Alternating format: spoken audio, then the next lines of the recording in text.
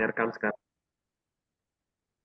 Oke, kita akan mulai pembahasan kita, tapi sedikit info saja bahwa saya jadinya membaginya dari pasal 1 sampai 8 dulu. Jadi nanti kita bagian yang kedua, maaf, pasal 1 sampai 7, nanti bagian kedua baru pasal 8 sampai pasal. Jadi kita Oh, jadi 1 sampai 7 hari ini. di hari ini hanya 1 sampai 7 dulu aja. Oke, sisanya 8 sampai Oke, 22 ya. iya, Oke. iya. Ya, jadi kita akan masuk kepada pembahasannya, Bapak Ibu sekalian.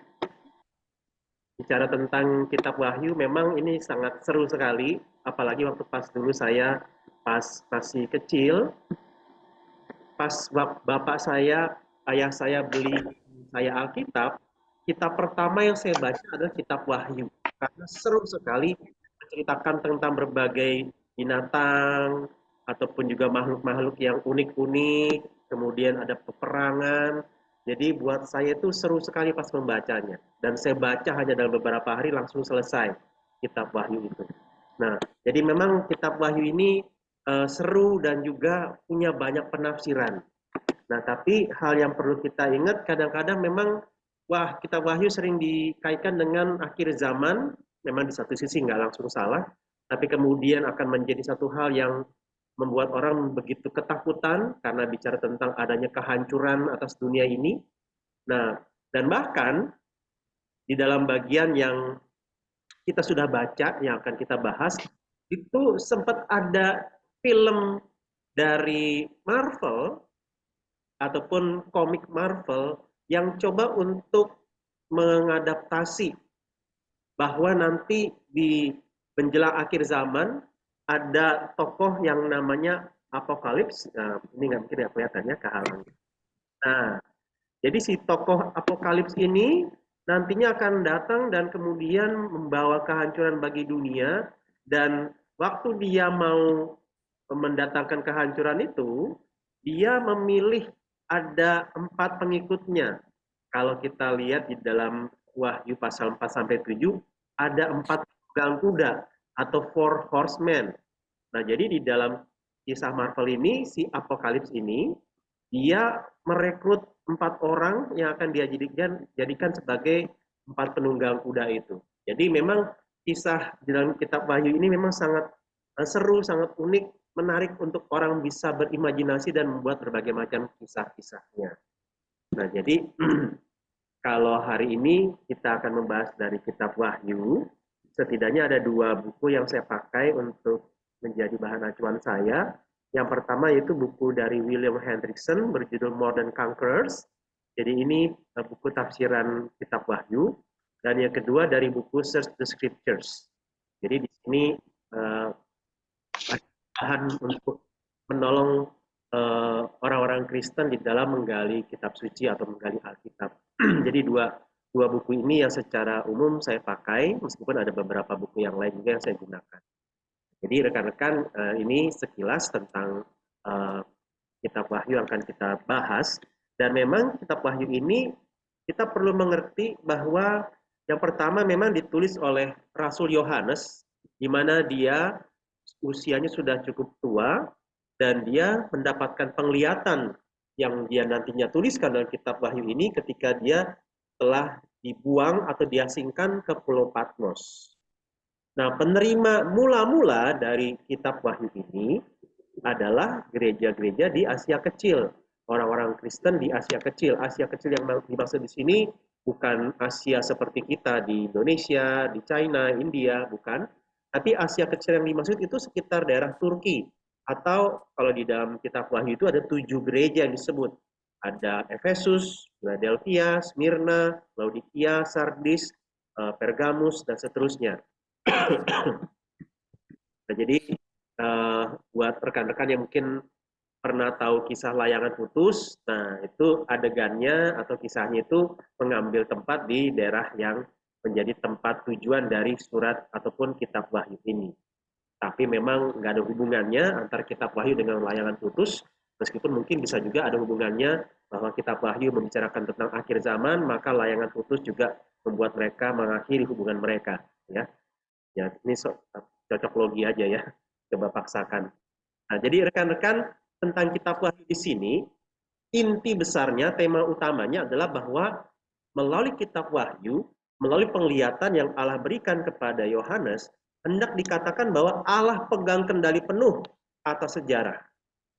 Meskipun umat Allah pasti mengalami penderitaan di masa kini, alias pada waktu kitab ini dituliskan dan dibagikan, tapi yang perlu diyakini bahwa kepastian keselamatan Allah itu dimiliki oleh umatnya. Dan penghakiman Allah itu akan diterapkan kepada penganiaya umatnya. Di mana pada akhirnya Allah akan memulihkan apa yang rusak. Atau ketika Allah menciptakan dunia ini di dalam kitab Kejadian. Jadi rekan-rekan kalian, ini adalah tema utamanya. Nah, kenapa ada berbagai macam simbol yang terdapat di dalam kitab Wahyu? Nah, ini perlu kita mengerti bahwa begini. Kitab Wahyu ditujukan kepada gereja-gereja, kepada orang-orang Kristen yang pada waktu itu sedang mengalami penderitaan karena imannya. Nah, mereka menderita karena sebagai seorang Kristen, pemerintah Romawi yang berkuasa waktu itu tidak senang dengan keimanan dari orang-orang Kristen ini. Sehingga mereka ditindas. Nah, sekarang coba bayangkan ketika ada kitab ataupun surat ataupun buku yang hendak dibagikan untuk menguatkan iman orang-orang percaya ini. Padahal yang menguasai transportasi, yang menguasai jasa untuk kirim barang seperti ibaratnya Shopee Food, Shopee Express, dan segala macamnya, yang menguasainya adalah Kekaisaran Romawi. Maka kalau Kekaisaran Romawi yang memegang pengaturan atas pengiriman antar kirim barang dari satu tempat ke tempat yang lain, maka pasti setiap barang, setiap surat, setiap kitab, setiap gulungan kitab itu pasti akan diperiksa. Nah, kalau isinya benar-benar secara langsung bicara tentang bahwa Allah pegang kendali penuh atas sejarah bangsa-bangsa atau kekaisaran Roma yang menindas orang Kristen pasti akan ditindak oleh Allah. Nah, kalau isinya secara belak-belakan tertulis seperti ini dan kemudian disortir oleh pegawai-pegawai atau pasukan Romawi, maka bisa dipastikan surat itu nggak akan sampai kepada penerima mula-mula yaitu gereja-gereja di Asia Kecil ini. Sehingga kalau kitab Wahyu penuh dengan berbagai macam simbol, maka simbol-simbol yang dipakai itu adalah simbol-simbol yang pasti dimengerti oleh penerima kitab Wahyu. Yaitu gereja mula-mula ini, 7 gereja di Asia Kecil ini. Jadi ada simbol-simbol, ada istilah-istilah yang mereka mengerti, tapi orang-orang kekaisaran Romawi nggak ngerti. Sehingga ketika kitab ini dikirimkan kepada orang-orang Asia Kecil itu, tetapi melewati jalur pemeriksaan, inspeksi dari orang-orang Roma ini, maka ketika mereka membaca, mereka hanya membaca seperti, wah ini kayak buku mitologi nih, ini kayak buku-buku dongeng. Ya udahlah, dibiarkan untuk buku ini diteruskan ke 7 gereja di Asia Kecil tersebut. Nah, jadi semoga sampai bagian ini, kalau rekan-rekan melihat berbagai macam istilah, simbol, gambaran yang unik-unik, yang misterius, maka ini adalah sebuah pesan terselubung, di mana pesan itu pasti dimengerti oleh penerimanya, tapi tidak dimengerti oleh para penindas waktu itu. Jadi semoga bagian ini menolong kita, karena tujuannya, isinya itu sangat penting sekali, agar orang-orang Kristen di sana tidak menyerah terhadap iman mereka kepada Kristus di tengah-tengah penganiayaan. Ini saudara-saudara, semoga bagian ini menolong kita, nah, sehingga di kitab Wahyu ini mau digambarkan bagaimana dari awal, mulai dari kejadian sampai nanti akhir zaman, Allah pegang kendali penuh. Nah, jadi dalam bagian ini kita akan membahas 2 bagian. Yang pertama yaitu pesan-pesan kepada 7 gereja, dan yang kedua adalah 7 materai. Nah, sebelum saya mengawali untuk yang 7 gereja, di mana di situ mulai pasal 2 sampai pasal 3, maka ada sebuah hal yang perlu kita pahami. Di dalam Wahyu 1 ayat 13 dikatakan, dan di tengah-tengah kaki Dian itu ada seorang serupa anak manusia, berpakaian jubah yang panjangnya sampai ke kaki, dan dadanya berlilitkan ikat pinggang dari emas. Nah, berarti di sini menggambarkan ada sosok yang begitu terhormat, begitu mulia, yang ada di tengah-tengah kaki Dian. Yang dikatakan serupa anak manusia, artinya jelas ini bicara tentang Kristus. Ini tentang Tuhan Yesus. Nah, pertanyaannya apa sih yang dimaksud dengan kaki Dian di sini? Nah, kaki Dian di sini maksudnya adalah, kalau mungkin rekan-rekan bisa lihat gambar latar di belakang teks saya ini, itu ada kaki-kaki Dian dan ada lampunya atau pelitanya.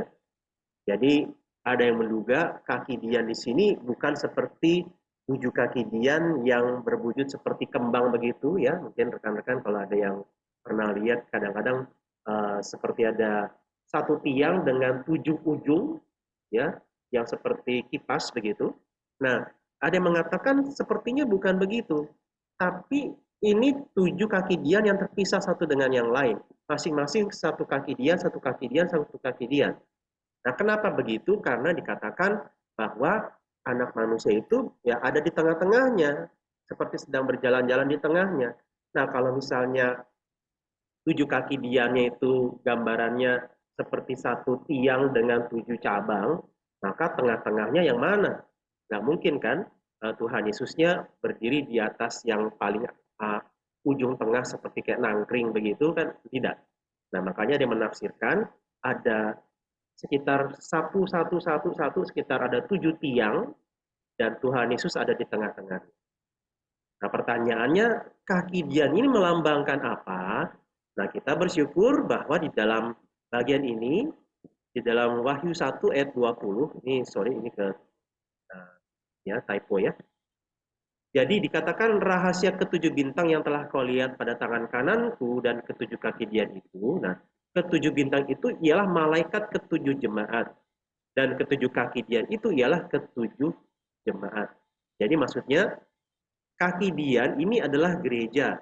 Ke7 kaki Dian itu ya ke7 gereja. Maksudnya adalah gereja-gereja yang tadi.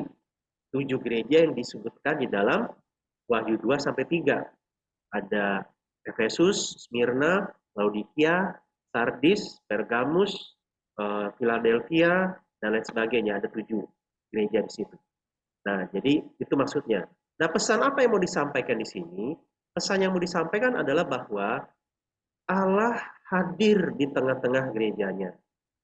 Gerejanya ada di dalam kendali penguasaan dan pengawasan gerejanya, dan penguasaan dan pengawasan dari Allah.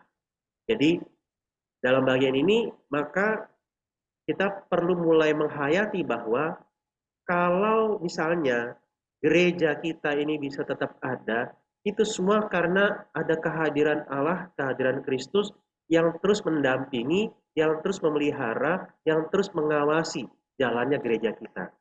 Nah, artinya ini sebuah pesan yang punya 2 makna.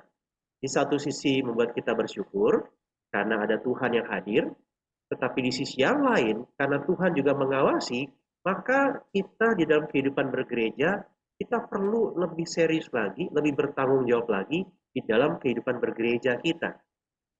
Bagaimana kita mengembangkan gereja kita, bagaimana kita mengelolanya, seperti apakah kehadiran gereja kita, apakah ada dampaknya bagi jemaat maupun juga bagi lingkungan sekitar. Nah, jadi teman-teman sekalian, ini satu pesan yang disampaikan. Dan itulah kenapa kitab Wahyu ini ditulis dan dikirimkan kepada 7 gereja tersebut. Nah, jadi inilah yang menjadi gambaran besarnya. Maka kita langsung saja saya ringkaskan dengan bagian ini. Bagaimana ada 7 gereja yang mendapatkan surat pesan secara spesifik dari Tuhan Yesus. Nah, yang pertama yaitu Wahyu 2 1 sampai 7. Ini adalah jemaat Efesus. Nah, jemaat Efesus ini adalah gereja Efesus maksudnya ya, sama saja, jemaat Efesus, gereja Efesus. Ini adalah gereja yang sangat besar, dan bisa dikatakan sebagai jemaat induk atau gereja induk bagi gereja-gereja yang lain, bagi 6 gereja yang lain. Nah, di dalam ayat 1 sampai 7 ini menggambarkan bahwa ada pujian yang disampaikan oleh Tuhan Yesus. Bahwa gereja ini adalah gereja yang besar. Gereja ini gereja yang militan. Mereka tahan menderita. Gereja ini bahkan punya pemahaman dan pengajaran firman Tuhan yang kuat. Sehingga kalau ada pengajar sesat datang, mereka bukan hanya bisa bertahan, tapi mereka bahkan bisa menyerang balik pengajar sesatnya sampai akhirnya pengajar sesatnya kapok. Begitulah kira-kira bahasa gaya bebasnya saya ya. Nah, jadi ini gereja sudah sangat hebat sekali. Tetapi masalahnya adalah mereka kehilangan kasih mula-mula. Nah, tetapi memang yang penulisan di dalam Wahyu ini adalah bahwa gereja ini telah mengalami kejatuhan yang dalam. Nah, kita coba bayangkan kalau orang dibilang, wah dia lagi drop nih kondisinya. Kalau kondisi fisik drop berarti memang lagi sakit. Nah, tapi kalau misalnya, oh dia lagi mengalami kejatuhan nih. Nah, maka kan kejatuhan, kalau orang mengalami kejatuhan, kira-kira seperti apa ya? Kejatuhan yang dimaksud seperti apa gambarannya? Mungkin kadang-kadang kalau misalnya ada seorang aktivis, seorang hamba Tuhan atau majelis yang sedang mengalami kejatuhan, mungkin ada yang berpikir bahwa, oh jangan-jangan dia ada affair, oh dia mungkin melakukan penggelapan uang, oh dia mungkin melakukan kekerasan di dalam keluarga. Jadi ada hal-hal yang mungkin dicap sebagai hal yang buruk. Tapi ternyata kejatuhan yang Tuhan Yesus maksud di sini adalah kejatuhan yang dalam, yaitu kehilangan kasih mula-mula. Jadi, ketika seseorang mengalami kehilangan kasih mula-mula, itu kejatuhan yang sangat dalam sekali. Kenapa? Karena ketika seseorang kehilangan kasih mula-mula, maka dia seperti zombie. Nggak ada passionnya, nggak ada dorongan dan semangatnya. Yang ada mungkin memang ada kerja keras. Yang ada sisanya adalah tinggal komitmen. Tapi tidak ada semacam gairah di dalam melayani ataupun di dalam melakukan sesuatu. Nah, jadi bisa dikatakan gereja besar ini menjadi gereja yang secara mekanis terus mengerjakan aktivitasnya, tapi kehilangan spiritnya. Nah, karena itu Tuhan Yesus mengatakan kamu harus kembali kepada kasih yang mula-mula. Kalau tidak, aku akan mengambil kaki dianmu dari tempatnya. Jadi kaki diannya diambil. Artinya apa? Gereja ini antara ditinggal Tuhan atau gereja ini tercabut dari tempatnya alias bubar. Dan memang dalam penelitian sana, gereja Efesus ini sudah tidak ada sisa-sisa jejaknya. Padahal gereja besar. Nah, saudara, ini satu pesan yang perlu kita simak, jangan sampai terjadi di gereja kita. Ketika kita baik aktivis maupun jemaat, termasuk hamba Tuhan, kehilangan kasih yang mula-mula. Nah, yang kedua adalah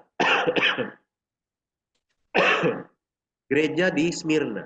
Nah, gereja di Smyrna ini cukup menarik, rekan-rekan. Dari ayat 8 sampai 11, gereja ini gereja kecil. Gereja kecil dan juga dikatakan sebenarnya secara ekonomi gereja yang miskin. Tapi ternyata Tuhan Yesus bilang, meskipun kamu miskin, tapi kamu kaya. Maksudnya apa? Maksudnya meskipun miskin secara finansial, secara ekonomi, tapi secara rohani mereka kaya. Mereka orang-orang yang begitu antusias dan setia kepada Tuhan. Tetapi memang mereka mengalami penindasan. Ketika mereka ditindas, Tuhan Yesus bilang, hendaklah kamu setia sampai mati.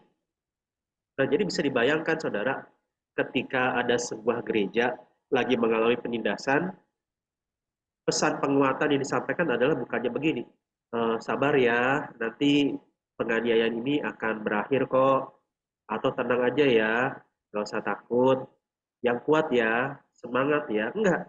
Tapi dibilang, nanti ada di antara kamu yang akan ditangkap. Jadi mau dibilang bahwa ayo tetap setia. Karena nanti akan ada orang-orang yang menganiaya dan menangkapi kamu.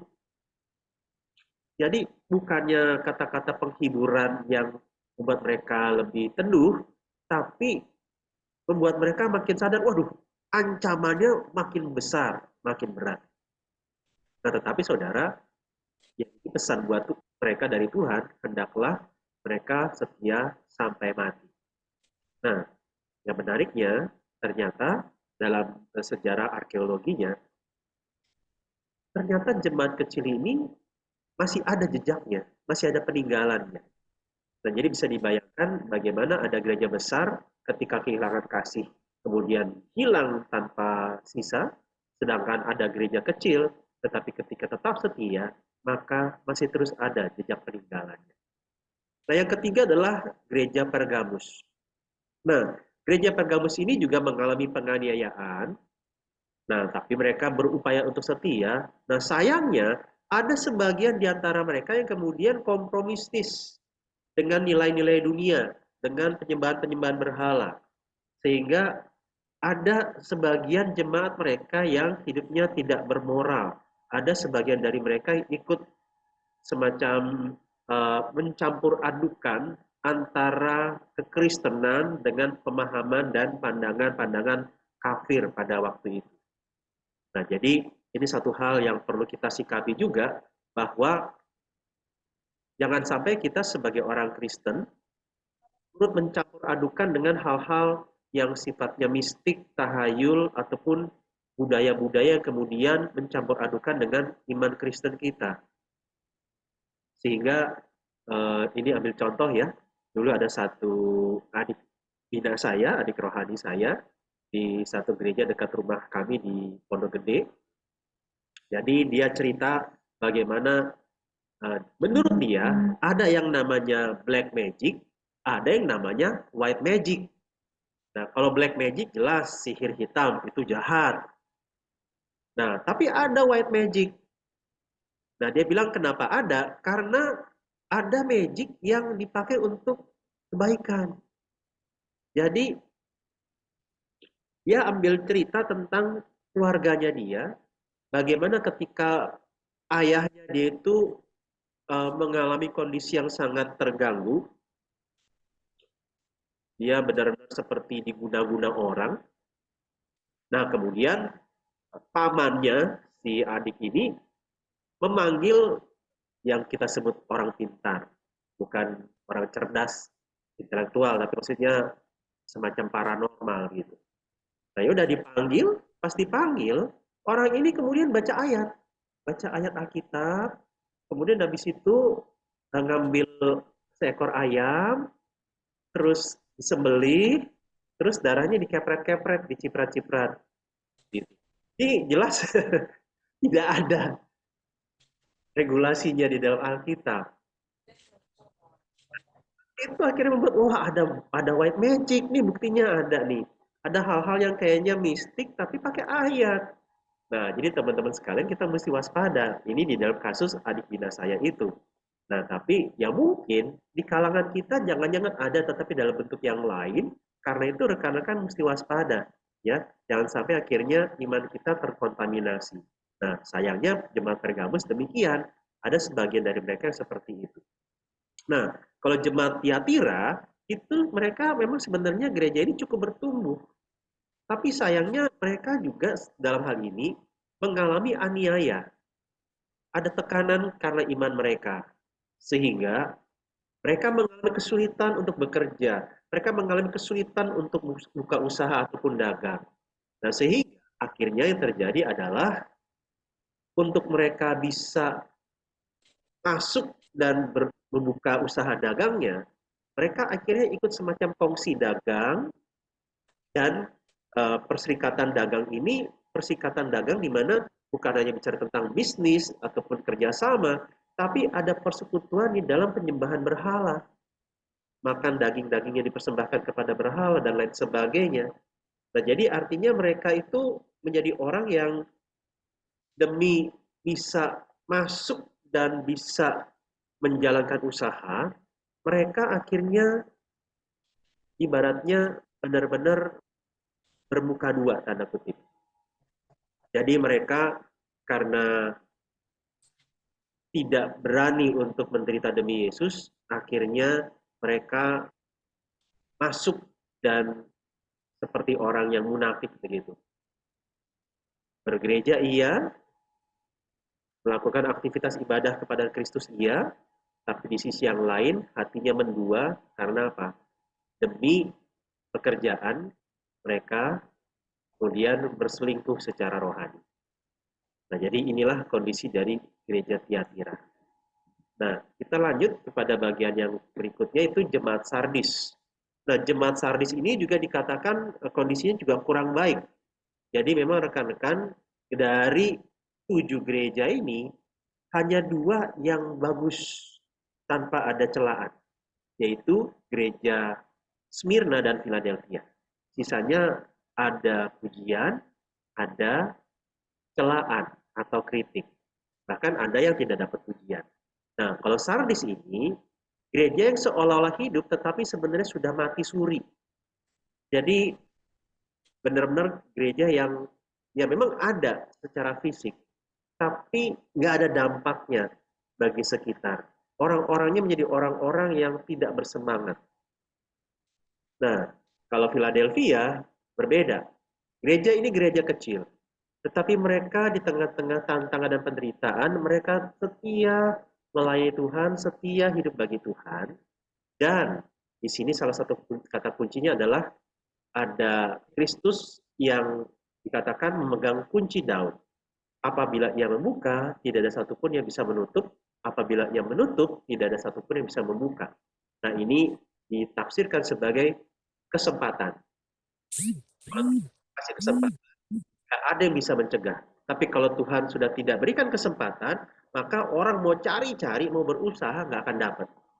Nah, sehingga beberapa penafsir Alkitab mencoba mengaitkan yaitu dengan pengertian berpeluang kesempatan untuk memberitakan Injil, kesempatan untuk bersaksi.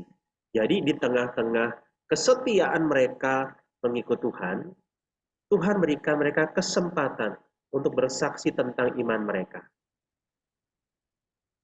Nah, jadi ibaratnya seperti sebuah hal yang menggugah.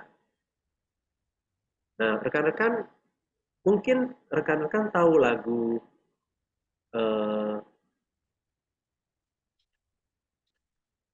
yang bahasa Indonesianya ya, bahasa Inggrisnya I have decided to follow Jesus. I have decided to follow. Mengikut Yesus keputusanku. Oh, mengikut Yesus keputusanku ya. Mengikut Yesus keputusanku. Nah, rekan-rekan, ini sebenarnya adalah sebuah syair yang dikutip dari perkataan seorang petobat baru di India, di daerah Assam. Saya nggak tahu apakah rekan-rekan pernah dengar kisahnya atau belum. Jadi, ketika satu kali ada misionaris yang datang menginjili ke daerah Assam ini, pada akhirnya kemudian ada satu keluarga yang bertobat. Nah, tetapi sayangnya kemudian ya ketika misionaris ini pergi, nah akhirnya kesaksian hidup mereka itu mengganggu, mengusik kepala desa, sehingga akhirnya kepala desa yang non-Kristen ini kemudian mengumpulkan massa dan kemudian menindas, menekan satu keluarga ini agar mereka kembali kepada agama dan kepercayaan lama mereka. Nah, sehingga pada waktu itu si kepala keluarga ini, si ayah ini ditantang, diminta oleh kepala desa untuk meninggalkan imannya. Kalau dia nggak mau meninggalkan imannya, maka keluarganya akan mati. Nah, jadi ditantang dulu anak-anaknya. Kalau kamu masih mau berkeras menjadi seorang Kristen, maka anakmu akan mati. Nah, ketika ditantang seperti itu, keluarlah kata-kata yang mengikut Yesus keputusanku, ku tak ingkar. Kalau dalam bahasa Inggrisnya, I have decided to follow Jesus, no turning back. Belum waktunya. Untuk mengikuti Yesus, saya nggak mau berbalik, saya nggak mau kembali lagi. Dan akhirnya anaknya dibunuh. Nah, setelah itu kemudian ditanya lagi, masih mau nggak setia kepada Yesus? Kalau iya, saya bunuh istri kamu. Nah, kemudian dia lanjut kepada kalimat yang kedua, dan akhirnya istrinya dibunuh, sampai akhirnya Waktu itu ya kalimat yang kedua kan tadi ya, dia mau ditanya ya, masih mau ikut Yesus apa enggak? Kalau enggak istrimu dibunuh. Nah dia bilang, though no one with me, still I will follow. Jadi maksudnya eh, meski tidak ada yang bersama dengan aku akan tetap mengikut Yesus. Akhirnya istrinya dibunuh. Sampai akhirnya tinggal dirinya dia sendiri, ditanya, masih mau nggak ikut Yesus? Kalau iya, mati kamu. Dan akhirnya si bapak ini bilang, the world behind me, the cross before me. Dunia di belakang, salib di depan. No turning back. Nggak akan balik. Dan akhirnya si bapak ini disembelih di depan masa. Nah, satu keluarga itu kemudian meninggal. Nah, ketika kemudian semua peristiwa ini sudah berlalu, jenazah sudah dibereskan, si kepala desa terus bertanya, apa sih yang membuat si bapak dan keluarga ini sampai berani-beraninya mengorbankan nyawa demi sesuatu yang baru yang mereka dapat. Ya singkat cerita ketika si kepala desa ini bertanya-tanya, akhirnya dia mendapatkan kesimpulan. Berarti mereka punya keyakinan bahwa Kristus itu lebih berharga daripada hidup mereka. Siapa sih Kristus ini?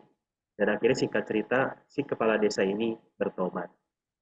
Nah saudara, jadi artinya ketika ada sekelompok orang yang setia mengikut Tuhan, itu bisa dipakai Tuhan menjadi sebuah kesaksian agar orang bisa datang kepada Kristus. Nah, tapi sayangnya rekan-rekan, surat kepada 7 jemaat ini ditutup dengan kisah dari gereja Laodikia. Nah, kisah dari jemaat Laodikia ini, salah satu kalimat yang sangat terkenal adalah alangkah baiknya engkau panas atau engkau dingin. Kalau suam-suam kuku, aku muntahkan kamu keluar dari mulutku. Nah, mungkin rekan-rekan sering dengar kata-kata itu ya, akhirnya bilang, oh ya udah, jadi kalau mau jahat, jahat sekalian. Kalau mau baik, baik sekalian, jangan setengah-setengah. Nah, banyak orang yang ketika membaca kalimat tadi, pikirannya seperti itu. Padahal bukan seperti itu, rekan-rekan. Jadi, maksudnya begini. Gereja Laodikia berada di kota Laodikia. Nah, kota Laodikia itu adalah kota yang sangat maju, sangat makmur dalam hal urusan tekstilnya, urusan fashion, pakaian, itu mereka pengekspor pakaian yang sangat maju, sehingga kotanya jadi kaya raya. Dan yang kedua, mereka punya ilmu kesehatan yang sangat maju, sehingga mereka membuat obat atau salep mata yang bisa diekspor juga untuk ke daerah-daerah yang membutuhkan. Nah, tapi kota Laodikia ini memiliki sumber air yang bermasalah. Jadi, Laodikia diapit oleh dua sumber air, yang pertama dari Hierapolis dan yang kedua dari Kolose. Nah, jadi yang satu, kota yang satu itu terkenal dengan sumber air panasnya, kota yang lain terkenal dengan sumber air dinginnya. Nah, sumber air panas jelas sangat berguna untuk kesehatan, untuk kulit dan lain sebagainya. Nah, sumber air dingin, jadi kota ini sangat terkenal dengan air dinginnya yang sejuk menyegarkan. Nah, aliran air dari kedua kota ini ketemu di Laodikia, sehingga airnya jadi suam-suam kuku. Nah, airnya jadi suam-suam kuku, dan bahan-bahan kimia yang ada dari sumber air panas dan sumber air dingin ini ketika ketemu, membuat airnya itu nggak enak untuk diminum. Sehingga kalau ada orang yang mau minum air dari daerah Laodikia, maka ketika diminum, nggak lama lagi akan dimuntahkan keluar dari mulut si orang yang minum. Nah, jadi makanya kalau rekan-rekan nanti baca lagi Galatia 3 ayat 14-22, waktu dikatakan alangkah baiknya engkau panas atau engkau dingin, tapi engkau suam-suam kuku, karena engkau suam-suam kuku, aku muntahkan kamu keluar dari mulutku, dalam artian yang seperti ini. Bukan bicara tentang kamu harus hidupnya kalau nggak jahat, jahat sekalian. Baik-baik sekalian, bukan. Tetapi kamu itu seperti kondisi air di kotamu. Nggak berguna. nggak bisa digunakan untuk apa-apa, malah bikin orang sakit. Nah, jadi gereja ini kondisinya sakit. Nah, kenapa? Karena mereka terlalu nyaman. Karena gereja ini gereja yang tadi ya, secara ekonomi, eh, kemajuan kota dan juga pendidikan dan kedokterannya itu maju, sehingga dengan kemajuan ini membuat jemaatnya terlalu nyaman. Nah, ketika mereka terlalu nyaman, akhirnya kerohanian mereka jadi suam-suam kuku. Nah, kerohanian inilah yang membuat akhirnya Tuhan ingin mereka harus kembali bertobat. Nah, jadi rekan-rekan, inilah ringkasan dari 7 jemaat yang mendapatkan surat dari Tuhan Yesus. Nah, jadi sekarang kita perlu bertanya nih, kalau seandainya Tuhan Yesus kirim surat ke gereja kita, kira-kira isinya apa ya? Nah, kita perlu merenung di sini. Nah, saya lanjut kepada bagian yang kedua, yaitu 7 materai. Jadi saya rangkum saja rekan-rekan. Jadi 7 materai ini, jadi ini bicara tentang diawali dengan adanya penglihatan tentang tahta sorgawi. Tahta sorgawi yang mendahului berbagai pemandangan yang mengerikan di dunia. Jadi sebelum ada berbagai macam pemandangan yang mengerikan di dunia nantinya, diawali dulu dengan tahta sorgawi. Maksudnya apa? Adanya urutan seperti ini. Jadi maksudnya adalah bahwa meskipun nanti akan muncul berbagai macam pemandangan mengerikan, penderitaan, termasuk penderitaan yang akan dialami oleh umat Tuhan, ada Yesus yang berdaulat di situ.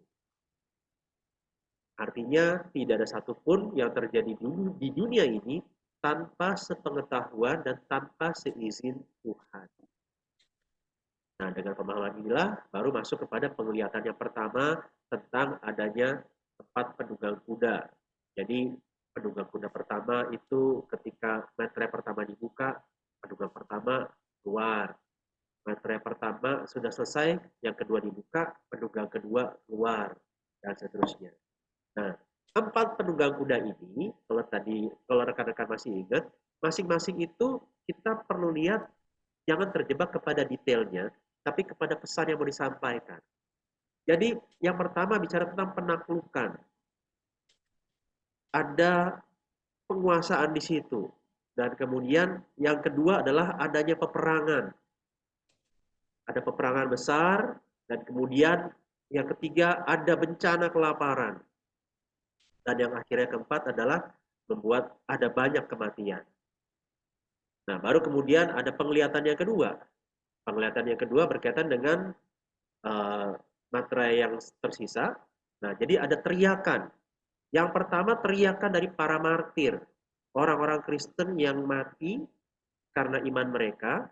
Dan mereka jiwanya itu berteriak mengharapkan keadilan. Makanya mereka berkata, berapa lama lagi ketidakadilan ini terjadi? Berapa lama lagi kami harus menunggu sampai orang-orang yang menista Tuhan ini, orang-orang yang membenci Tuhan ini mendapatkan keadilan Allah.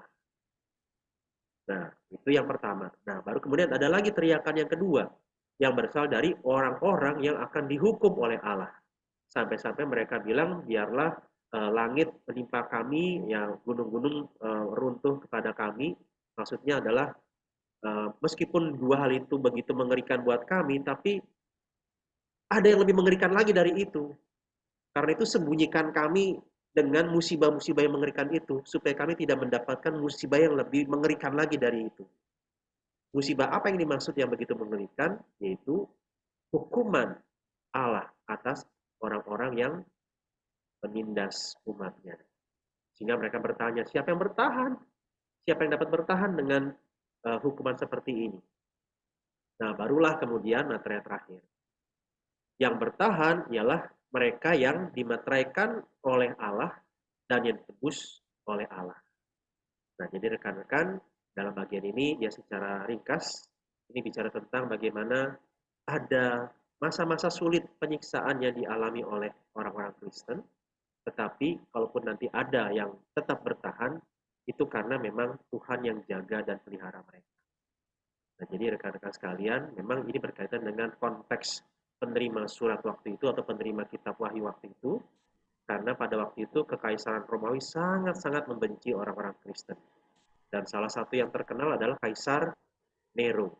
Jadi kaisar ini kaisar yang bisa dikatakan banyak yang menduga dia kurang waras ya, karena dia itu demi kesenangannya pas lagi iseng-iseng dia membakar kota Roma. Dan ketika dia membakar kota Roma, dia bingung nih, kotanya udah terbakar. Terus siapa yang mau disalahin? Masa sih dia ngaku saya yang bakar? Akhirnya dia bilang tuh orang Kristen yang bakar. Sehingga akhirnya membuat orang-orang Kristen semakin dibenci. Nah, rekan-rekan, makanya kalau misalnya dulu salah satu program untuk mengcopy file dari komputer ke compact disk ya, nah dulu kan masih compact disk atau ya DVD ya, digital itu, ada program yang namanya Nero Express. Ada yang tahu ya Nero Express? Masih ada yang tahu? Udah gak ada yang tahu ya? Jadi dulu zaman-zaman kolonial itu kalau kita mau pindahkan file dari komputer untuk kita bisa taruh filenya disimpan di compact disk CD ataupun VCD ataupun DVD, kita pakai program yang namanya Nero Express. Nah, kenapa namanya Nero Express? Nero karena Nero kan bakar kota Roma. Nah, kalau zaman itu mau bilang pindahkan file dari komputer ke uh, compact disk, bilangnya burn. Kita burn CD, bukan ngebakar, tapi maksudnya memindahkan file ke CD. Nah, jadi kenapa disebut Nero ya karena itu. Nah, jadi saudara bisa bayangkan, nah kalau teman-teman pengen lebih mencicipi suasana kehidupan orang-orang Kristen pada zaman Kekaisaran Nero, salah satu film yang saudara bisa tonton adalah film yang berjudul Quo Vadis. Ini film sangat jadul, film kolosal. Jadi tahun 50-60-an lah. Nah, tapi cukup bisa membantu kita membayangkan seperti apa tantangan yang dihadapi orang Kristen pada waktu itu. Memang film ini sebenarnya film percintaan. Film percintaan antara perempuan Kristen yang disukai oleh perwira Romawi. Nah, tapi latar belakang penyanyian terhadap orang Kristen. Termasuk di situ tentang adanya Petrus yang kemudian berjumpa dengan Yesus, tapi ini tidak ada di Alkitab, tapi dalam catatan-catatan sejarah gereja ada yang mendapatkannya. Dan di situ kemudian ketika Petrus baru habis menguatkan orang-orang Kristen di Roma, dia pergi dari kota Roma, di perjalanan tersebut dia mendapatkan perjumpaan yang spesial dengan Yesus, dan kemudian dari sini Petrus mengatakan, Quo vadis Domini? Mau kemana Allah? Mau kemana Tuhanku? Nah, jadi kata Quo vadis itulah yang jadi judul film ini, dan makanya kadang-kadang kalau misalnya ada tema-tema seminar di dalam kalangan gereja, pakai kata Quo vadis, itu sebenarnya mengutip dari kata-kata Petrus tersebut. Nah, jadi ini filmnya cukup membantu untuk teman-teman bisa membayangkan ya. Nah, jadi rekan-rekan itu materi yang saya bisa bagikan untuk saat ini. Nanti kita akan lanjut di bagian yang berikut ya. Jadi to be continued. Oke, rekan-rekan, sekian yang saya bisa sampaikan. Silakan saya serahkan kepada. Ya, teman-teman mungkin sebelum lanjut ke pertanyaan kita foto dulu aja kali ya.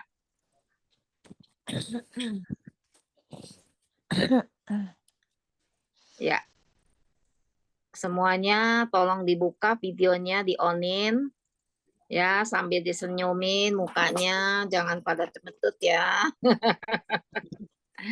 Senyum semuanya. Sundari belum buka kameranya.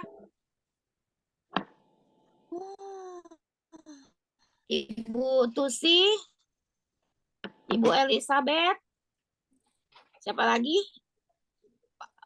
Pak Andreas.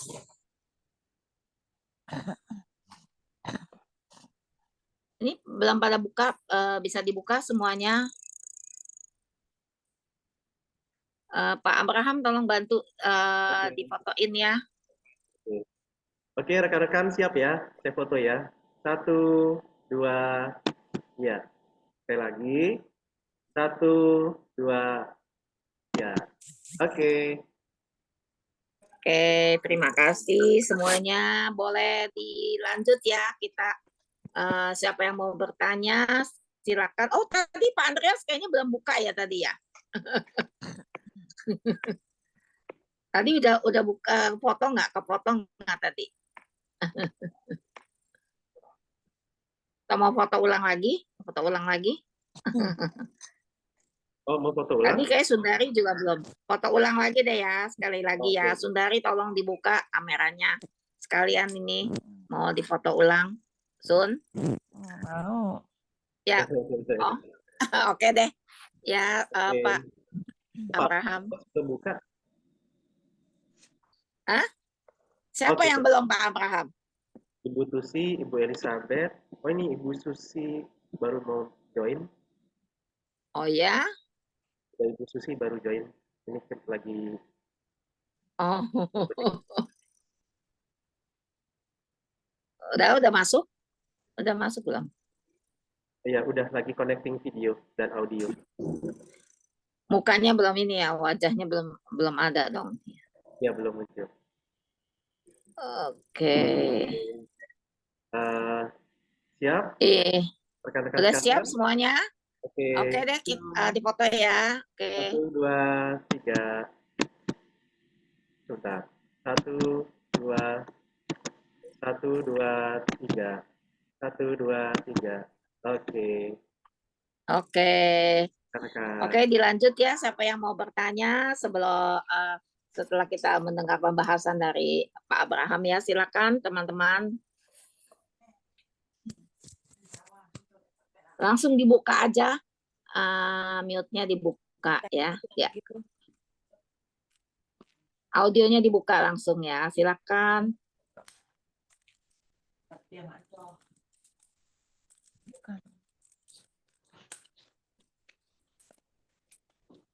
Herianto, jangan nunggu-nunggu orang, langsung aja kalau mau tanya. Jangan nunggu-nunggu. Saya mau nanya, Oh, Edi, silakan. Edi, ya, oke, silakan. itu kan yang kepada jemaat yang 7 ya, ke-7 jemaat itu, kan mungkin di awal kan ada ada pengantarnya ya. Inilah firman yang biasanya kalau di kayak seperti jemaat di Efesus, inilah firman dari Dia yang memegang ke-7 bintang. Terus sampai seterusnya itu dari awal sampai ke Laodikia ya. Sampai di Laodikia itu inilah firman dari Amin. Itu dia ada kata pengantar itu maksudnya itu buat pernyataan apa ya saya? Itu aja sih saya mau nanya sih. Oh, oke, oke. Makasih, Edi. Ya, jadi memang begini, kan setiap 7 jemaat itu, 7 gereja ini punya kondisinya masing-masing. Jadi, polanya umumnya diawali dengan pernyataan tentang siapa sih pengirim suratnya. Jadi maksudnya kalau penulisnya kan Rasul Yohanes ya, tapi pengirimnya kan berarti sebenarnya Tuhan Yesus. Tuhan Yesus yang menyampaikan surat ini melalui Rasul Yohanes. Nah, jadi maksudnya setiap kali Tuhan Yesus mau menyebut tentang dirinya sebagai yang mengirimkan surat ini, maka predikat dia itu berbeda-beda tergantung dari kondisi jemaat yang dituju. Jadi kalau misalnya tentang Efesus itu kan tadi yang Edi sebutkan dibilang dia yang memegang ke-7 bintang itu di tangan kanannya dan berjalan di antara ke-7 kaki dian emas itu.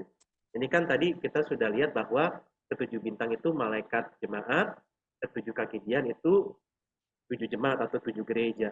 Jadi mau dikatakan ini kan yang ayat pasal 2 ayat 1 itu ayat 1 sampai 7 kan ditujukan kepada gereja Efesus. Gereja Efesus adalah gereja induk. Nah, tetapi waktu pas Tuhan Yesus menyampaikan pesannya kepada orang gereja Efesus, mau dikatakan bahwa meskipun kamu itu gereja induk, aku loh yang menjadi kepala dari gereja itu. Aku yang menguasai, aku yang memegang ketujuh gereja ini. Jadi bukan gereja Efesusnya gitu. Meskipun gereja Efesus gereja besar yang mengayomi gereja-gereja yang lain, gereja kecil yang lain, tapi Tuhan yang sebenarnya berdaulat atas gereja tersebut. Nah, jadi memang setiap awal penulisan tiap gereja itu Tuhan Yesus menggunakan istilah yang berbeda-beda, tapi itu berkaitan dengan dirinya. Tapi disesuaikan dengan kondisi dari penerima suratnya. Begitu, kira-kira apakah cukup jelas, Edi?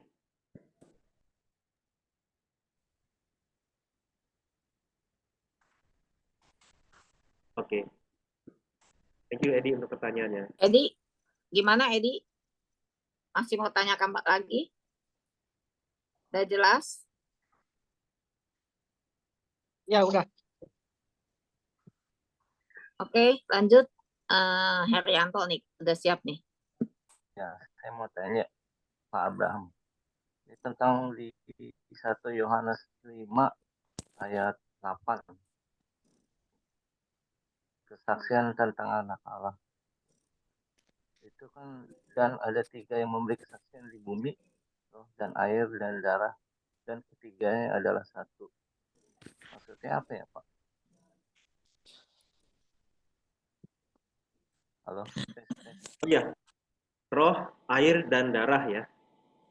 Itu ketiganya adalah 1. Jadi itu maksudnya menggambarkan tentang kalau jelaskan ya, itu mengacu kepada Kristus sebenarnya. Ya, jadi yang tadi 1 Yohanes 5 ayat 8 ya. Dan ada 3 yang memberi kesaksian di bumi, roh dan air dan darah, dan ketiganya adalah 1. Jadi ini kalau kita lihat mungkin perlu dilihat di ayat-ayat sebelumnya juga. Kalau di ayat-ayat sebelumnya kan dibilang inilah dia yang telah datang dengan air dan darah, yaitu Yesus Kristus. Bukan saja dengan air tetapi juga dengan air dan dengan darah. Dan rohlah yang memberi kesaksian karena roh adalah kebenaran. Nah, jadi kita perlu kaitkan dengan ayat itu tadi ya, yang tadi Ko Heri sebut. Kita lihat 2 ayat sebelumnya karena masih berkaitan. Jadi roh kudus, nah air dan darah ini mengacu kepada Kristusnya. Bagaimana Kristus itu datang dengan air dan darah, artinya Kristus itu ya inti sederhananya adalah manusia sejati, benar-benar manusia, bukan Allah yang seolah-olah seperti manusia. Ibaratnya kayak hologram atau penampakan, kayaknya ada sosok orang pas dipegang tembus begitu ya, kayak hantu, bukan ya. Mungkin secara sederhananya begitu. Jadi ada lagi pertanyaan Pak. Kenapa? Ada lagi pertanyaan. Oh ya, oke, boleh silakan. 1 Yohanes 5 ayat 16. Kalau ada seorang melihat saudaranya berbuat dosa, yaitu dosa yang tidak mendatangkan maut, hendaklah ia berdoa kepada Allah, dan dia akan memberikan hidup kepadanya. Yaitu mereka yang berbuat dosa yang tidak mendatangkan maut. Ada dosa yang mendatangkan maut, tentang itu tidak kukatakan bahwa ia harus berdoa. Semua kejahatan adalah dosa, tapi ada yang dosa yang tidak mendatangkan maut. Apa maksudnya, Pak? Oke. Ya, jadi apa sih yang dimaksud dengan dosa yang mendatangkan maut, gitu ya? 17 ya. Oke. Ya, jadi maut yang dimaksud di sini bukan kematian jasmani, melainkan kematian kekal. Itu yang pertama. Jadi setiap kita kan memang akan mengalami kematian jasmani. Nah, tetapi di sini yang dimaksud adalah ada dosa yang tidak mendatangkan kematian kekal, ada dosa yang membuat orang akan mengalami kematian kekal. Nah, dosa apa yang dimaksud? Dosa yang membuat orang mengalami kematian kekal, dosa yang mendatangkan maut di sini adalah dosa di mana orang menolak Kristus sebagai Tuhan dan Juru Selamat. Kalau seseorang menolak Kristus sebagai Tuhan dan Juru Selamat, maka dia adalah orang yang bukan dosa yang mendatangkan maut. Dia akan mengalami kematian yang kekal di neraka. Nah, jadi itu kesimpulan amalannya. Nah, dosa-dosa yang lain artinya apa ya? Misalnya dosa pembunuhan, dosa perzinahan, dosa pencurian dan segala macamnya, ya jelas itu sesuatu yang salah, itu merugikan banyak orang, itu juga membuat ya Tuhan sakit hati, tapi tetap ada pengampunan ketika kita memang mau mengalami pengampunan melalui karya Kristus. Nah, tapi kalau kita menolak Kristus, ya sudah, nggak ada jalan lain. Jadi artinya dosa-dosa yang tadi, itu kita bisa diampuni dan dipulihkan melalui iman kepada Kristus. Karya Kristus mengampuni kita dari dosa-dosa. Nah, cuman kalau ada orang yang menolak Kristus, ya berarti dia tidak ada jalan yang lain untuk mengalami penebusan dan pengampunan. Maksudnya tidak ada pengampunan. Maksudnya kalau dia menolak Kristus Yesus sebagai Tuhan dan Juru Selamat, itu maksudnya kalau dia cuma percaya Tuhan Yesus sebagai Nabi, dia itu menolak ya atau gimana? Kalau Tuhan Yesus menganggap itu Tuhan Yesus sebagai Nabi, bukan Tuhan. Ya. Maksudnya gimana Pak? Bahkan ketika ada orang yang hanya meyakini Tuhan Yesus, yang meyakini Yesus hanya sebagai Nabi, artinya ya Nabi itu kan manusia. Nah, Yesus bisa menyelamatkan kita dari kematian kekal karena dia adalah manusia sekaligus Allah. Ketika dia mati di kayu salib, itu sebenarnya dia itu menggantikan kita. Kita kan berdosa, karena dosa-dosa kita, harusnya kita dapat maut alias kematian kekal. Tapi posisi kita itu yang harusnya mendapatkan maut diganti oleh Yesus. Nah, untuk bisa menjadi pengganti yang setara dengan kita, berarti Yesus harus manusia. Nah, tapi kalau dia hanya manusia berdosa sama seperti kita, dia butuh pengganti yang lain. Nah, yang membuat dia tidak perlu digantikan oleh yang lain adalah karena dia sekaligus juga Allah. Sehingga dia ibaratnya tidak berdosa, tidak membutuhkan pengganti, dan bahkan dia benar sehingga kebenarannya itu yang diberikan kepada kita, keberdosaan kita yang diberikan kepada dia, sehingga dia yang akhirnya menanggung hukuman maut itu untuk kita.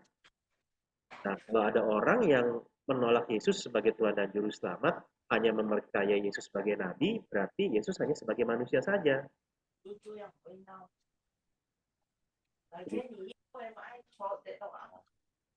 Terus ini Pak, ada lagi di Wahyu 2 ayat 9 sama Wahyu 3 ayat 9. Apakah ini suatu gereja setan? Menjelaskan apakah suatu gereja setan? Ini jemaah iblis. Wahyu 2 ayat 9. Oh. Dan Wahyu 3 ayat 9. Gereja setan. Oh, oke. Ya, Wahyu 2 ayat 9 itu yang jemaah iblis itu maksudnya ya.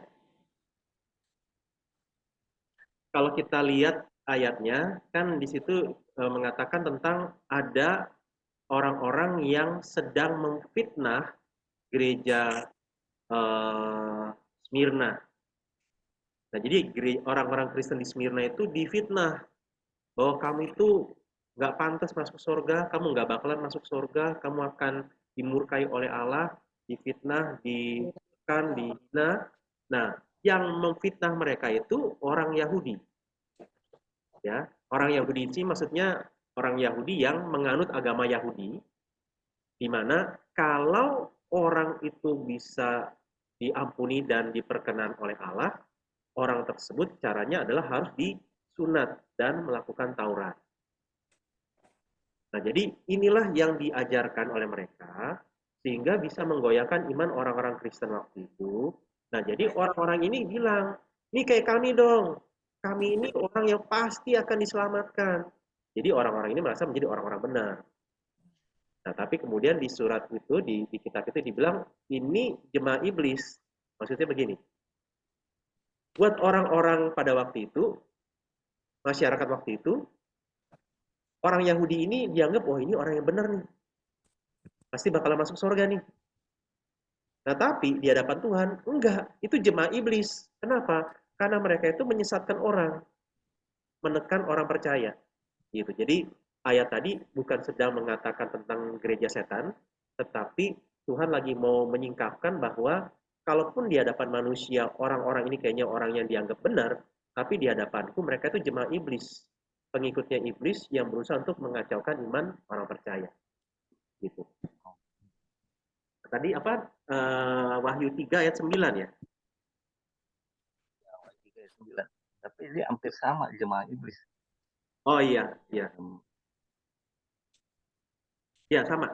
Jadi pengertiannya sama bahwa itu bukan mengacu kepada gereja setan seperti yang kita tahu sekarang di dunia ini, tapi itu mengacu kepada orang-orang penganut agama Yahudi yang merasa diri benar dan kemudian memaksa orang-orang Kristen untuk punya agama seperti mereka, cara pandang seperti mereka.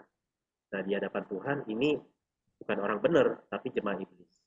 Nah, kalau gereja setan itu sendiri bukan yang itu yang dimaksud di dalam Wahyu 2 dan 3, tapi memang ada ya. Di Amerika juga ada. Kalau di Indonesia memang masih apa ya? Masih tersembunyi lah. Nggak, belum terang-terangan. Mungkin apa ya, kalau beberapa orang taunya ini ya, salah satu komika Mongol Stres ya. Katanya dia dulu ini pengikut gereja setan gitu. Nah, memang kalau tentang gereja setan itu sendiri jelas sudah kelihatan ya sasarannya orang Kristen. Karena kan ya yang tempat ibadahnya disebut gereja kan hanya orang Kristen ya. Kalau nanti misalnya masjid setan, oh udah ketahuan ini kaitannya sama orang Islam gitu. Atau wihara setan, oh ini kayaknya berkaitan sama orang Buddha gitu. Tapi ya ketemu ya, kita belum ketemu yang itu. Bukan orang Ya, gimana? Maksudnya gereja dari pengikutnya bukan orang Kristen, tapi orang muda yang masih imannya masih bimbang. Jadi Iya. masih belum hidup baru. Jadi memang gereja setan ini punya latar belakangnya berkaitan dengan ada hubungannya dengan kekristenan ya. Karena tempat ibadahnya namanya sama nih. Gereja, tapi ini gereja setan. Ya sampai ada yang bilang, setan aja ke gereja. Ini manusia kok malah nggak mau ke gereja ya. Jadi lebih parah dong dari setan. Nah cuman maksudnya adalah gereja setan ini adalah tempat ibadah dari orang-orang yang ingin memuja setan, tetapi memang umumnya dari latar belakang Kristen. Dan biasanya ada orang-orang yang agamanya Kristen yang mungkin mengalami kekecewaan, kepahitan, atau kecewa dengan Tuhan, atau kecewa dengan gereja. Kadang-kadang akhirnya datangnya ke sana. Karena di sana jadi kesempatan untuk mereka bisa maki-maki, ngutuk-ngutuk Tuhan. Jadi kadang-kadang ada orang-orang yang menderita, mengalami kekecewaan dan kepahitan, akhirnya larinya ke sana. Meskipun ada juga yang awalnya mungkin coba-coba, tapi akhirnya terjerumus. Tapi biasanya umumnya orang-orang ke sana punya latar belakang kaitannya dengan, ada hubungannya dengan orang Kristen, dengan kekristenan. Itu ada macam-macam ya, ada ritual-ritual yang mengerikan ya. Ada bayi yang disembelih, darahnya diminum oleh mereka. Jadi cukup mengerikan sih sebenarnya. Oke, thank you. Terima kasih Pak Abraham. Ya, tapi memang ini pertanyaan yang menarik dalam artian kadang-kadang mungkin kita juga bisa jatuh kepada hal seperti tadi ketika kita mengalami kesulitan, masalah, penderitaan, dan akhirnya berujung kepada kekecewaan terhadap Tuhan. Orang itu ateis ada tiga kelompok ateis. 3 kategori ateis. Yang pertama, ateis secara filosofis. Jadi secara intelektual, mereka mencoba berlogika bahwa nggak ada tuh yang namanya Tuhan. Nah ini maksudnya mereka jadi ateis karena rasio mereka. Nah, tetapi ada juga yang kedua, ateis praktis. Ateis praktis ini mungkin dia bukan bicara tentang nggak ada Allah secara logika, nggak mungkin ada Allah. Tapi intinya meskipun mereka tahu ada Allah, mereka nggak peduli dengan Allah. Mereka fokus sama hidup mereka, seneng-senenglah mereka. Itulah kira-kira. Jadi mereka ateis secara praktis. Dalam artian, nggak pedulilah ada Allah atau enggak, gue pengen happy. Gue pengen ikutin kemauan gue sendiri. Nah, tapi ada juga yang ketiga. Kalau mungkin diistilahkan sebagai angry atheist. Ateis yang marah. Tapi marahnya memang agak aneh ya. Cuman maksudnya gini, ada orang-orang jadi ateis bukan karena logika dan rasio, tetapi karena emosi dan perasaan. Ketika mengalami penderitaan, dia kemudian kecewa, dan akhirnya kadang-kadang kekecewaan itu ditarik kepada kekecewaan terhadap Tuhan, akhirnya mereka memilih untuk tidak mau lagi untuk menjadi orang yang beragama. Nah, jadi akhirnya penderitaan baik yang dia alami ataupun orang lain alami bisa membuat mereka menjadi orang yang ateis. Nah, ambil contoh misalnya Steve Jobs. Nggak tahu saya pernah ceritakan ini apa enggak di dalam khotbah, bahwa dia ini namanya aja Steve Jobs ya. Namanya tuh yang pertama Stefanus, yang kedua Job, Ayub. Nah, tapi dikisahkan bahwa pada waktu dia masih muda, dia itu lihat sebuah majalah. Dan halaman depan majalahnya itu adalah foto dari 2 anak Afrika yang kelaparan. Nah, jadi ketika dia sedih melihat cover majalah itu, dia datang ke gereja, dia ketemu dengan satu pendeta, dia nggak langsung ngomongin tentang majalah itu. Dia ngomongin tentang jarinya dia. Kalau saya mau mengeluarkan jari saya dari, maksudnya menunjukkan jari saya, kira-kira Allah tahu nggak ya jari apa yang akan saya tunjukkan? Nah, pendeta ini bilang, oh pasti tahu lah, Allah kan maha tahu. Nah, kemudian si Steve Jobs keluarkan majalah itu. Allah tahu nggak apa sih yang akan menjadi nasib dari 2 bocah yang jadi korban bencana kelaparan ini? Nah, si pendeta itu diam, nggak bisa jawab. Karena ya dia bingung nasibnya akan seperti apa nih. Tuhan akan membuat mereka akan seperti apa. Nah, ketika itu terjadi, akhirnya ya diceritakan bahwa sejak saat itu Steve Jobs nggak pernah menginjakan kaki ke gereja lagi. Nah, jadi itu ya salah satu contoh bagaimana penderitaan baik yang orang lain alami ataupun diri alami bisa membuat seseorang kecewa dan menjadi ateis.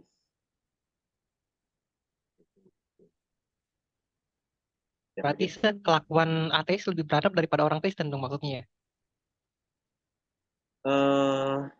Ya dalam hal ini maksudnya ketika dia tidak menemukan jawaban atas penderitaan yang terjadi di dunia, jadi dia memilih untuk ibaratnya bertanya, kalau Tuhan itu baik, kenapa sih ada penderitaan?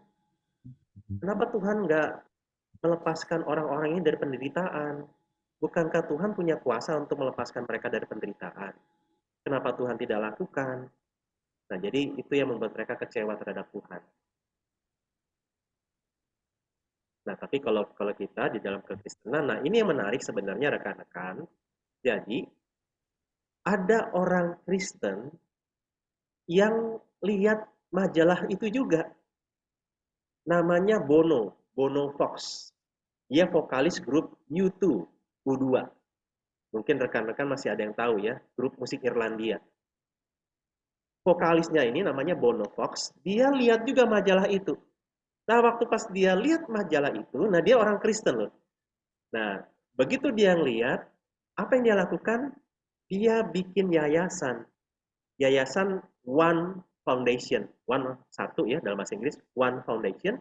Jadi dia bikin yayasan untuk mengumpulkan dana bagi korban-korban kelaparan. Nah, jadi rekan-rekan bisa lihat di sini ya. Penderitaan, iya penderitaan. Terus sikap kita gimana?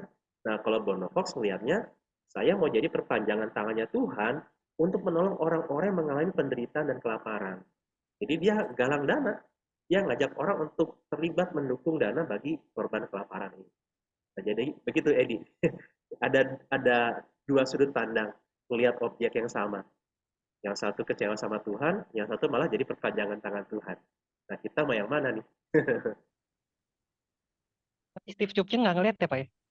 Nama Steve Jobs-nya? Iya. Saya nggak tahu dia. Jadi sama-sama ngelihat majalah yang sama. Cuman ya Steve Jobs mungkin ya udah terlanjur kecewa, jadi udah nggak terlalu peduli dengan berita-berita itu lagi. Nah, kalau si Bono Fox malah bikin yayasan untuk menolong korban kelaparan seperti itu. Tapi ya mungkin Steve Jobs tetap punya misi kemanusiaan yang lain ya, karena biasanya memang perusahaan-perusahaan bukan dana untuk yang disalurkan buat kemanusiaan ya. Entah memang tujuannya untuk kemanusiaan atau untuk mengurangi beban pajak, nggak tahu juga. Gitu.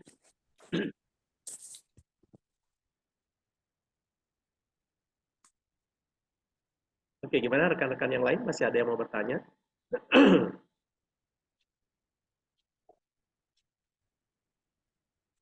Oh, Ibu Endang mau bertanya? Bu Endang dibuka itunya, mic-nya. Oh iya, maaf. Saya masih ada waktu, Bu Weni. Ada, silakan. Seperti tadi dikatakan bahwa kitab Wahyu kan ditulis oleh Yohanes, Rasul Yohanes. Lah, mengapa?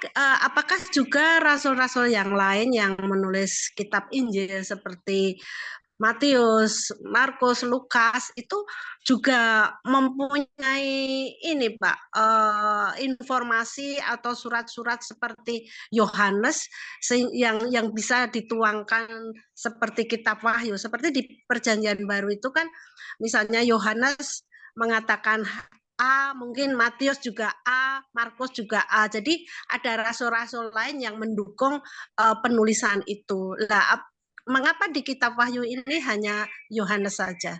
Terima kasih. Ya, baik, terima kasih Ibu Endang. Nah, jadi memang kita lihat bahwa kalau misalnya tadi yang Ibu Endang maksud mungkin kitab-kitab Injil ya Bu ya. Jadi misalnya Lukas bicara tentang Yesus ditolak di Nazaret. Nah, terus kemudian di Injil Matius dijelaskan juga bahwa Yesus ditolak di Nazaret. Di Markus juga dijelaskan. Jadi bisa saling mendukung, begitu maksudnya Ibu ya.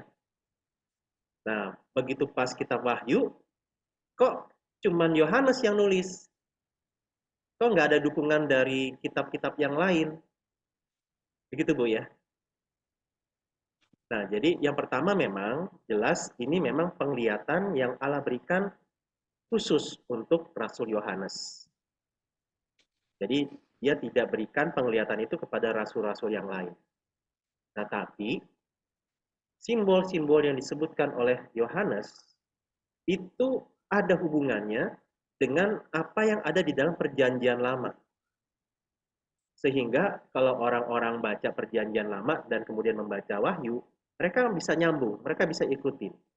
Jadi apa yang Yohanes alami di dalam penglihatan itu adalah hal yang sebenarnya sudah ada dukungannya dari kitab-kitab sebelumnya.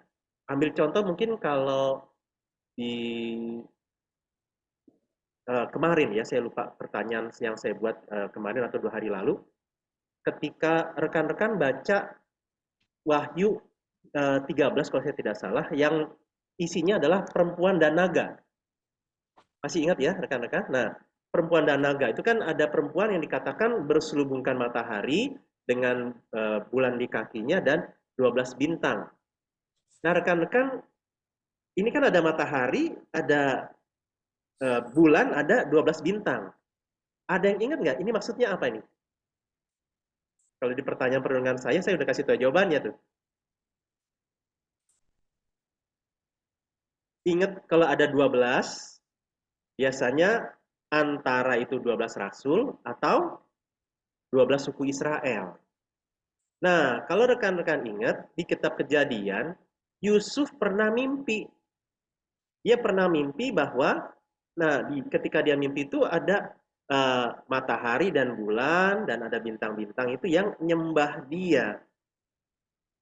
Nah, jadi akhirnya, jadi matahari, bulan, bintang-bintang itu ngomong tentang keluarganya Yakub. Yakub ini kan dari Yakub akan jadi Israel. Nah, jadi perempuan dan naga itu, jadi perempuan ini ibaratnya kayak ini Israel, Israel yang sejati, yaitu gereja.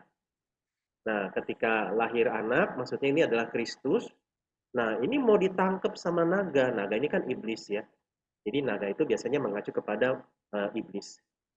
Jadi bagaimana ada upaya iblis yang berusaha untuk menghalangi Kristus untuk bisa menjalankan misi keselamatannya. Nah, jadi itu salah satu contoh Ibu Endang bagaimana ada simbol-simbol yang ditulis di dalam kitab Wahyu itu ada dukungannya di dalam perjanjian lama. Jadi orang tidak asing dengan istilah-istilah yang disebutkan.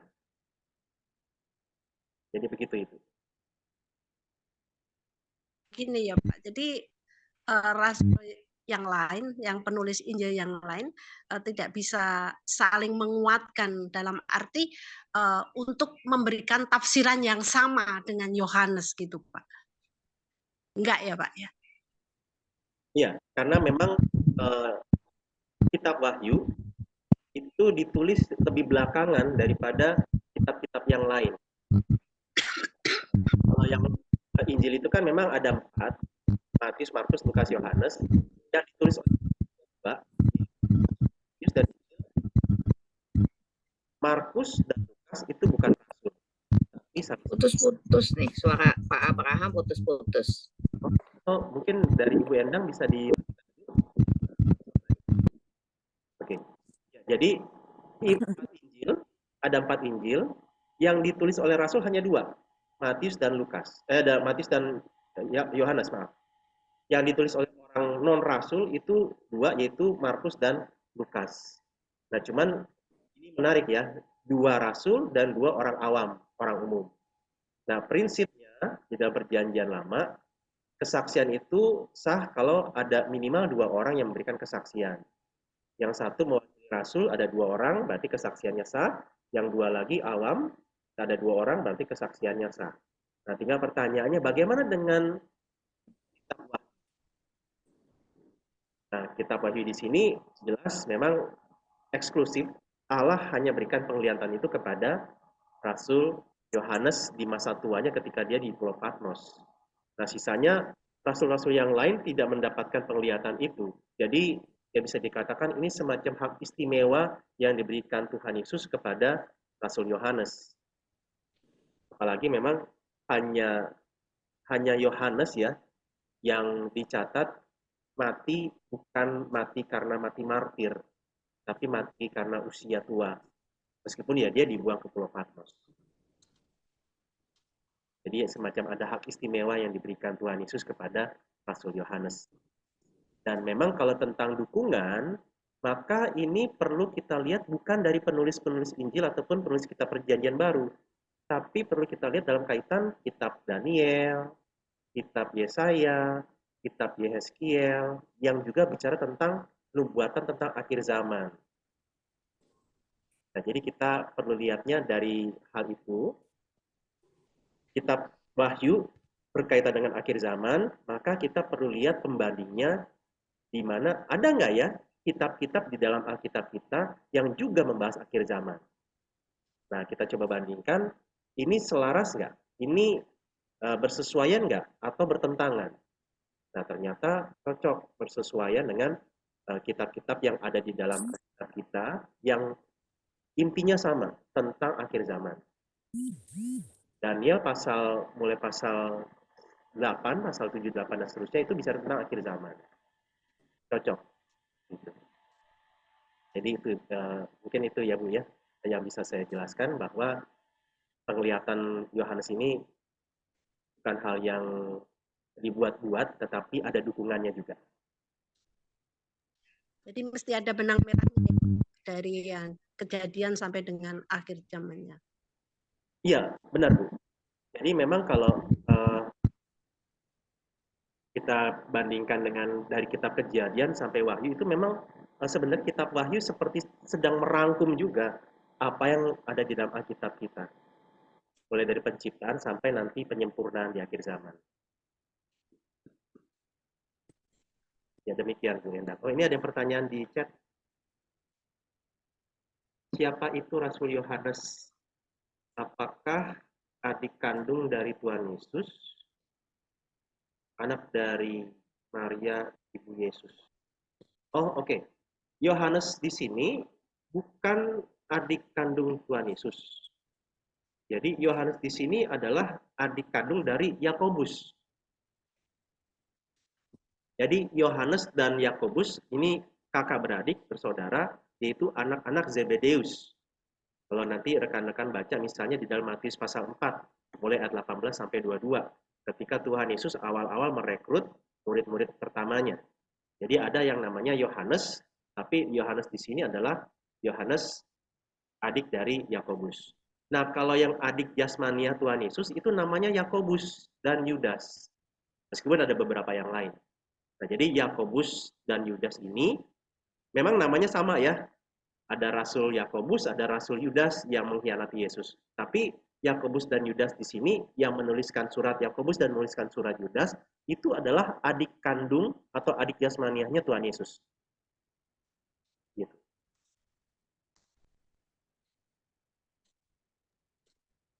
Oke, semoga cukup membantu ya Kalau untuk Pak, ya. itu yang tadi yang perempuan dan naga, kan naga itu kan iblis ya. Ya. Kenapa visualnya harus naga ya? Tapi Oh kalau ya. visual pikiran manusia kan naga itu kayak Dragon Ball kayak. Tahu kan maksudnya visual kita tuh beda gitu. Apa memang naga itu seperti bentuknya begitu? Oh ya. Sama yang Wahyu pasal 4 ini kan kayak ke-24 tua-tua dan keempat binatang. Terus keempat binatang ini kayaknya gambarannya kalau kita lihat secara visual atau bayangan kayaknya serem banget itu. Ada mata di mana-mana, ada bersayap 6. Nah, itu gimana sih gambarannya sih? Maksudnya kayaknya kok serem banget itu. Apalagi memuji-muji, memberikan pujian kalau nggak salah ya keempat ini. Iya, betul. Nah, itu aja sih. Thank you. Oke, makasih Edi untuk pertanyaannya. Ya, jadi memang ular itu kadang di dalam Alkitab menjadi simbol kecerdikan, kadang juga menjadi simbol kejahatan. Jadi memang kita bisa lihat di situ. Cuman untuk bisa mengaitkannya, kenapa naga? Karena ya naga itu ya gambarannya seperti ular ya, ular naga. Nah, kita perlu ingat tentang ular yang ada di dalam Kejadian pasal 3. Ular dalam Kejadian pasal 3, di mana ular ini yang menggoda Hawa, dan nantinya di dalam Kejadian 3 ayat 15 kan Allah berkata, keturunan perempuan akan meremukkan kepalamu, yaitu kepala ular. Nah, engkau akan meremukkan tumit dari keturunan perempuan ini. Nah, jadi naga di situ ya ular naga maksudnya ya, itu mengacu kepada ular yang ada dalam Kejadian pasal 3. Jadi simbolnya ini harus tetap cocok, kalau enggak orang jadi susah untuk mengaitkannya. Ya, jadi ular naga di situ berkaitan dengan si iblis yang hadir di Taman Eden melalui perwakilannya yaitu ular.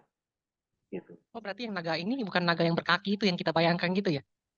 Iya, nah memang karena naga itu macam-macam ya. Kadang-kadang orang bayangannya setiap budaya punya naganya masing-masing gitu.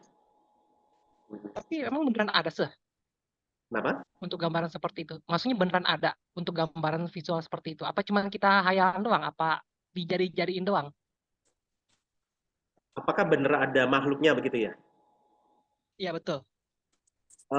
Kalau di dalam Alkitab, intinya ada ular besar. Kalau di dalam kitab Ayub misalnya, itu disebutnya Lewiatan. Jadi memang dikatakan di dalam kitab Ayub bagaimana ya Allah bermain-main dengan Lewiatan. Nah, cuma memang kalau di dalam kitab Ayub itu bukan dibilangnya Lewiatan, tapi buaya.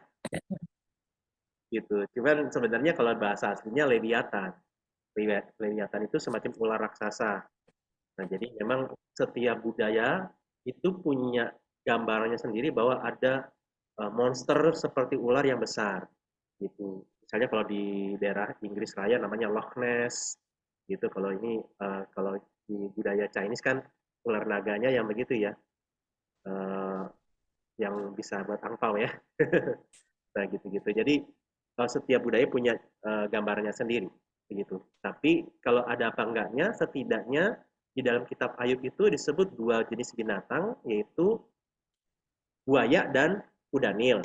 Tapi buaya di sini bahasa aslinya Lewiatan, kuda Nil bahasa aslinya Behemoth. Nah, itu adalah dua makhluk yang dimengerti di dalam budaya kuno sebagai makhluk-makhluk raksasa. Sehingga ada yang menduga bahwa memang dulu ada makhluk-makhluk raksasa. Sehingga ada dugaan bahwa itu jangan-jangan mau mengatakan mungkin saja memang benar ada dinosaurus. Intinya setidaknya bahwa Alkitab mencatat ada dua binatang raksasa yang disebutkan di dalam kitab Ayub yang kita bilang, oh ini kok disebutkan ya, dan dikatakan bagaimana Allah yang berinteraksi dengan dua binatang ini. Gitu. Nah, jadi itu. Nah, tadi pertanyaannya, oke. Pertanyaan yang tadi ini lebih kepada yang mana ya? Oh, yang 4 makhluk ya? Yang Klaim 4 makhluk ya, itu, yang kedua apa? Ke-24 tua-tua dan keempat binatang itu loh. Kan ya, gambarannya kayaknya kalau kita secara visual bayangan kita kan apalagi ada beberapa mata, serem penuh ya? dengan mata. Terus ya sama apa dia memuji kan? Di sini Iya. kan tulisannya dia memuji, bernyanyi, mempersembahkan puji-pujian gitu. Nah, jadi memang ini misalnya yang punya 6 sayap. Nah, ini sebenarnya waktu dibilang 6 sayap itu kita perlu ingat, oh iya, ada nggak ya di Alkitab Perjanjian Lama yang menyebutkan tentang ada orang atau makhluk tertentu yang punya 6 sayap? Gak julukan itu polisi tidur. Gak julukan kayak polisi tidur. Ya, polisi tidur. Tapi bukan berarti ada polisi yang tidur kan ya, terus kita lindes ya. Nah, jadi kalau di dalam Perjanjian Lama, di Yesaya pasal 6 ada makhluk sorgawi yang namanya itu ya, kerubim itu punya 6 sayap. 2 untuk nutupin muka, 2 untuk terbang, 2 untuk nutupin kaki. Kenapa 2 dipakai untuk nutupin mata? Karena matanya terlalu tidak kuat untuk melihat kemuliaan Allah. Nah, kenapa menutupi kaki? Karena kakinya terlalu hina untuk ditunjukkan di hadapan kemuliaan Allah. Nah, jadi itu ya gambaran-gambarannya. Nah, makanya kalau tentang ada 4 makhluk itu, nah ini makanya kalau rekan-rekan misalnya ya, apa namanya, tahu tentang kitab-kitab Injil, kadang-kadang itu lukisan-lukisan tentang penulis-penulis Injil itu ada binatangnya. Misalnya kalau Lukas itu ada binatangnya lembu. Nah, di dalam Wahyu itu kan ada juga lembu ya, sapi. Nah, terus ada lagi yang kalau Rasul Yohanes, kalau nanti rekan-rekan cari di internet, misalnya John the Evangelist, nanti muncul gambar seorang pria yang agak muda, terus ada burung Raja Wali atau burung Nasar. Nah, itu berkaitan dengan tadi Wahyu pasal 4 tadi ya. Nah, terus misalnya ada yang menyerupai anak manusia. Nah, nanti kalau teman-teman baca Injil Matius, nanti ada orang, misalnya penginjil Matius, lukisan penginjil Matius, nanti ada orang kakek-kakek atau bapak-bapak, terus ada kayak anak kecil. Nah, jadi kenapa itu? Jadi itu lagi mau mengisahkan bahwa ketika Matius menuliskan Injilnya, pesan utama yang mau disampaikan adalah tentang Yesus sebagai anak manusia. Nah, kalau Yohanes itu tentang burung nazar, bahwa mengisahkan tentang Yesus itu dilihat dalam posisi dia di atas. Allah yang turun ke dunia menjadi manusia. Makanya Injil Matius, Markus, Lukas dengan Yohanes dimulai dengan cerita yang berbeda. Kalau Matius, Markus, Lukas menceritakan tentang apa yang terjadi di bumi, kalau Yohanes menceritakan tentang apa yang terjadi di sorga. Bahwa pada mulanya adalah firman, dan seterusnya, dan seterusnya.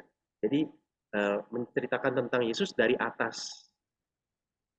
Nah, kalau misalnya yang Markus, itu singa. Nah, makanya di dalam Wahyu 4 kan ada makhluk yang kepalanya singa ya. Nah, singa kan mengaum.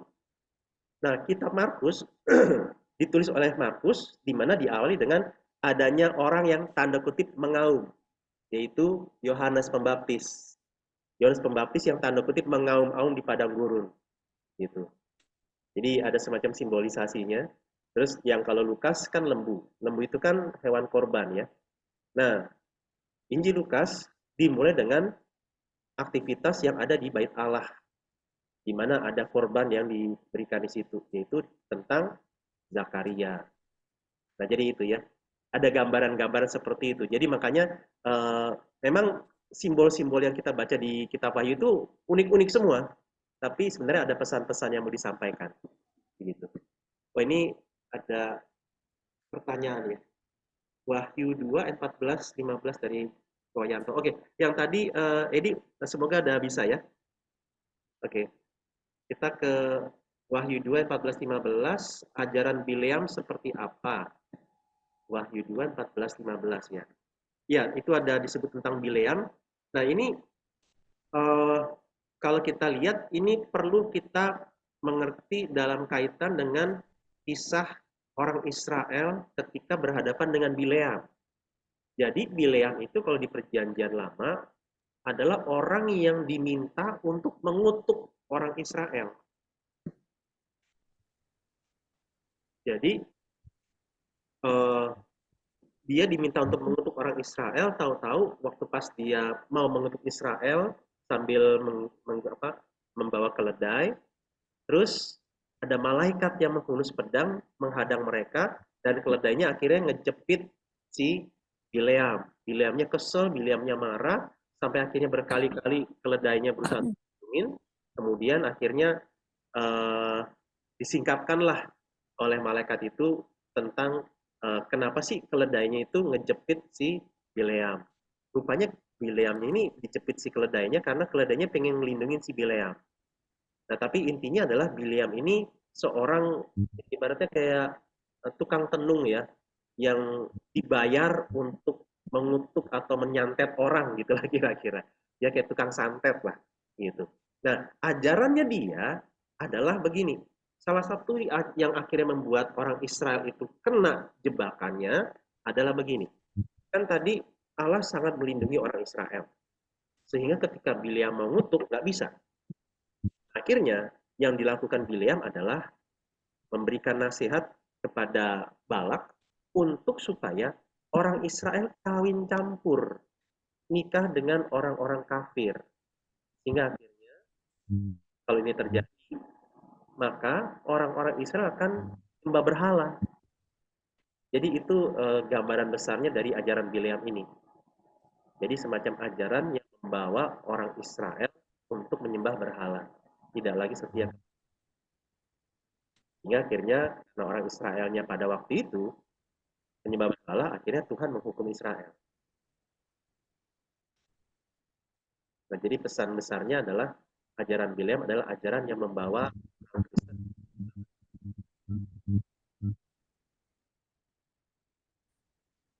Semoga cukup bisa membantu ya.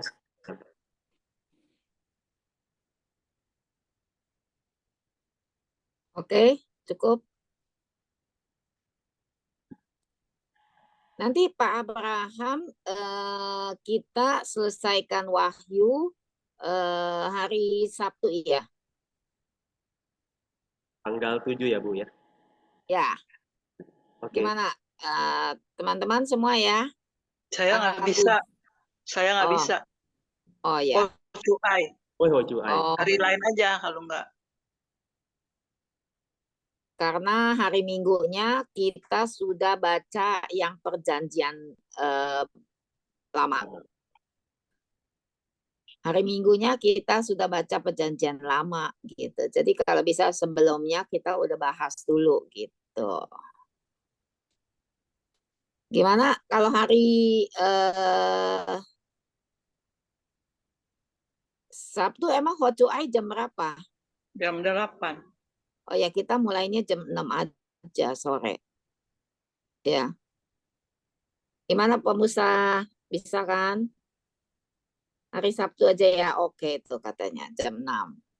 Ya. Oke, jadi sekarang masih ada pertanyaan lagi atau kita tutup sampai di sini? Kalau nggak ada, minta Pak Musa ya, tutup ya. Doa, bisa? Dalam hati ya. Oh, dalam hati. Jangan dong. Mau doa ya. Yuk mari kita rendah hati, kita bersyukur berdoa. Ya, kita berdoa ya. Kami datang padamu penuh syukur, Tuhan berikan kami kesempatan sekali lagi untuk kembali di-refresh, untuk kembali mendapat penjelasan mengenai pembacaan kami. Terima kasih ya Tuhan, semua adalah anugerah kemurahan Tuhan saja. Biarlah Tuhan terus mendorong kami untuk terus merenungkan firman-Mu siang dan malam, terus mencari wajah-Mu, mencari kehendak-Mu di dalam setiap pembacaan firman-Mu. Kami penuh syukur untuk semua berkat Tuhan, Tuhan yang pelihara setiap kami, terus bertekun belajar firman Tuhan. Terima kasih Tuhan untuk Pak Abraham yang sudah sharing kepada kami. Tuhan memberkati, berikan kesehatan, kekuatan, pertolongan, hikmat bijaksana, seluruh keluarga diberkati Tuhan. Inilah doa kami Tuhan, Ibu Weni dan semua rekan-rekan lain yang ada di sini. Tuhan berkatilah kami semua orang yang berharap pada Tuhan, Tuhan yang memenuhi, Tuhan yang menjaga, Tuhan yang menyertai. Kami bersyukur, berdoa bersama memohon, hanya demi nama Tuhan Yesus. Amin.